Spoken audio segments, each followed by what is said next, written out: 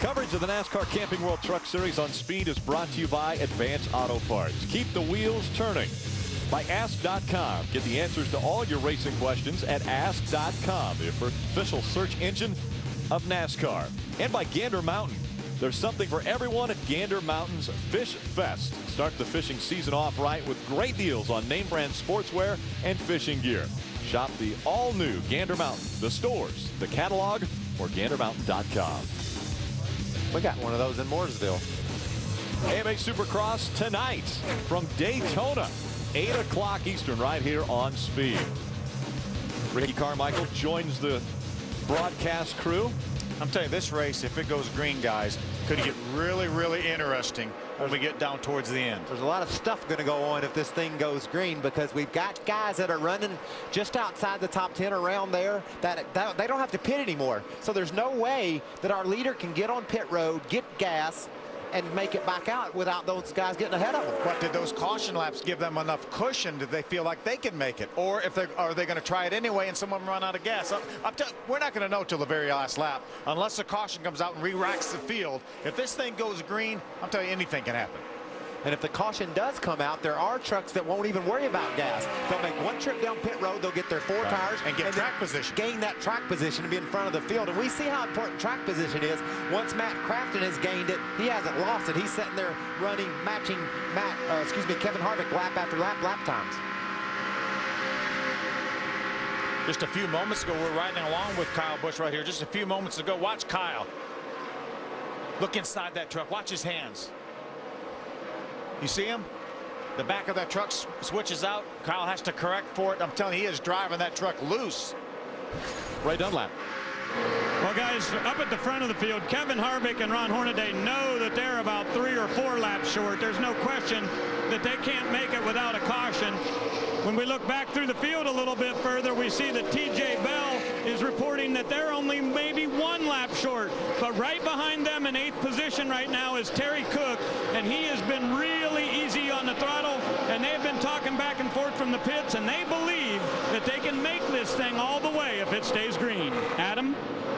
And atop the pit box, Bud Hayfley is telling his driver to take care of his truck, but Matt Crafton knows he will have to pit again. Crafton scored in the 2nd position, but some of the other guys I'm watching that pitted at lap 76, Mike Skinner and Chad McCumbee. Skinner 9th, McCumbee 12th. Both can go the distance should this thing stay green.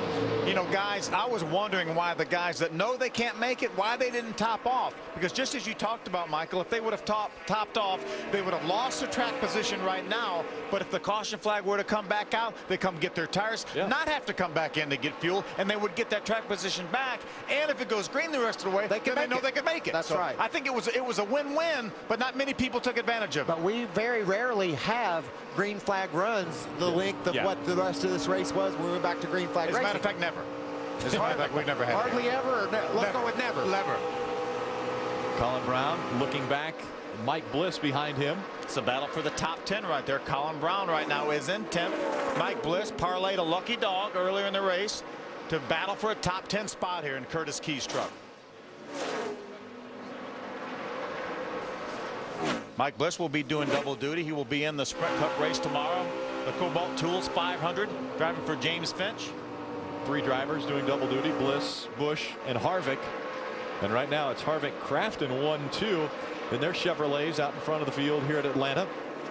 Aaron's lucky dog really does breathe fresh air into some folks. Mike Bliss got down a lap early. He was able to get that lap back. Now he's driven up into the top 10.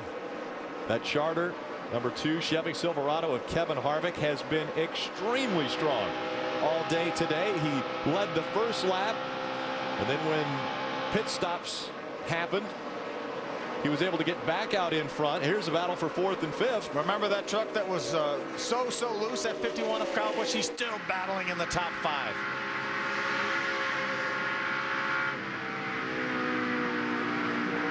You hear how long he's out of the throttle, and that's what it sounds like when you're running about 2.5 seconds slower than what you qualified at.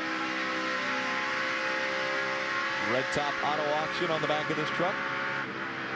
Looking back at the tilted kilt. I love saying that. I love it. Toyota Tundra of Todd Bodine. 27 laps of racing remain from Atlanta Motor Speedway.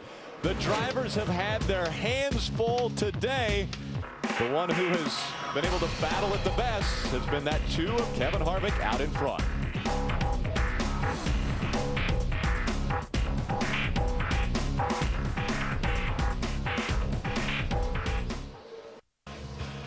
Let's take a look at today's Advance Auto Parts save of the race.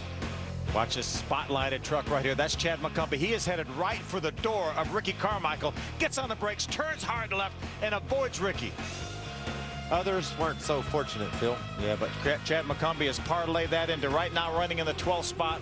What could have been hazardous ends up being a top 12 run so far. Save of the race was brought to you by Advance Auto Parts. Keep the wheels turning. It's exactly what Chad McCumbee is doing. And there he is, right there. Right in front of you. Actually lost a spot just a moment ago to Brian Scott.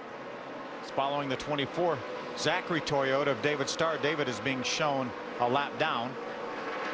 To this guy, our leader, Kevin Harvick, he's led 61 of 108 laps, and he's just faster than everybody right now, Phil. The last time by about 3.5 tenths better than second place. But is he going to have to stop? We heard Ray report that it looked like he and his teammate Ron Hornaday were going to have to stop for fuel, or at least felt like they were 3 or 4 laps short. Remember now, Kevin Harvick is not here running for points.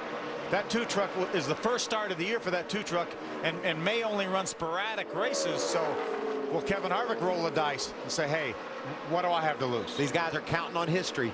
History tells them there's going to be a caution flag before the end of this race, and they're counting on it right now. We can either save it.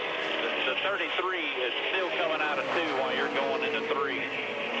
So, I mean, you're way ahead of him.